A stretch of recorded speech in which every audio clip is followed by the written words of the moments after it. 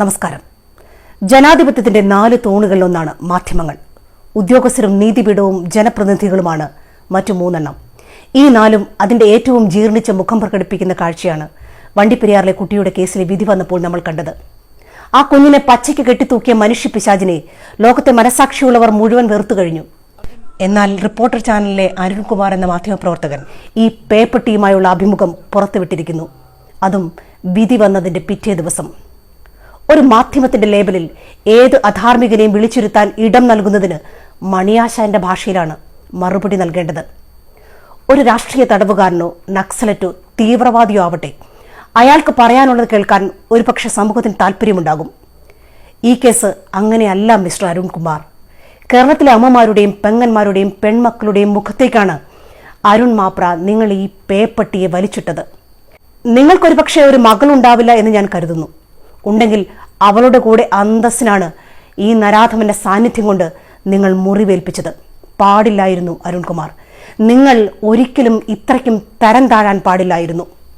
6 വയസ്സായ കുട്ടിയെ അവൾക്ക് 3 വയസ്സായപ്പോൾ മുതൽ പീഡിപ്പിച്ച് ഒടുവിൽ പച്ചയ്ക്ക് കെട്ടിത്തൂക്കിയ ഒരു കൊടും ഭീകരനാണ് അർജുൻ എന്ന ഡിവൈഎഫ്ഐക്കാരൻ. രാഷ്ട്രീയ ഉദ്യോഗസ്ഥ ലോബിയുടെ പിൻബലത്തിൽ ഭരണസ്വാധീനത്തിന്റെ മറവിൽ മാത്രം കോടതിയിൽ നിന്ന് രക്ഷപ്പെട്ട ഒരു പിശാച്. അയാൾക്ക് ഈ ലോകത്തോട് എന്ത് മാങ്ങാണ്ടി പറയാനുണ്ടെന്നാണ് നിങ്ങൾ പറയുന്നത്? ഈ ക്രിമിനലിനെ മഹത്വവൽക്കരിക്കാൻ CPMന്റെ കയ്യിൽ നിന്ന് നിങ്ങൾ എത്ര ചെമ്പുതൊട്ട് വാങ്ങി? അവനെ കാണുന്നത് പോലും കേരള സമൂഹത്തിന് അറപ്പാണ്. എന്നിട്ട് ആ ക്രിമിനലിനെയാണ് കുളിപ്പിച്ച് പൗഡർ ഇടിപ്പിച്ച് പുതിയ കളസവും വാങ്ങിക്കൊടുത്ത് ചാനലിൽ നിങ്ങൾ കൊണ്ടിരുത്തിയത്.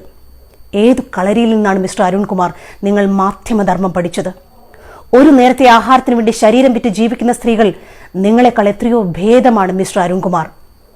അയാൾ പ്രതിയല്ല എന്ന് കോടതി പറഞ്ഞല്ലോ എന്ന് നിങ്ങൾക്ക് വാദമുയർത്താം. പക്ഷേ അയാൾ പ്രതിയല്ല എന്ന് കോടതി പറഞ്ഞിട്ടില്ല. ശാസ്ത്രീയമായി തെളിവുകൾ സമർപ്പിക്കാൻ അന്വേഷണ ഉദ്യോഗസ്ഥന് കഴിഞ്ഞില്ല എന്നാണ് പറഞ്ഞത്. അയാളാണ് കുറ്റം ചെയ്തത് എന്ന് അയാളുടെ ശരീരഭാഷ ലോകത്തോട് വിളിച്ചു പറയുന്നുണ്ട്. നിങ്ങളുടെ ഇന്റർവ്യൂവിന്റെ അവസാനം കൃത്യം നടക്കുമ്പോൾ പെൺകുട്ടി ഒറ്റയ്ക്കായിരുന്നുവെന്ന് ഈ നരാധമൻ പറയുന്നുണ്ട്. ഒരുപക്ഷെ അത് എഡിറ്റ് ചെയ്യാൻ നിങ്ങൾ മറന്നുപോയതാവാം.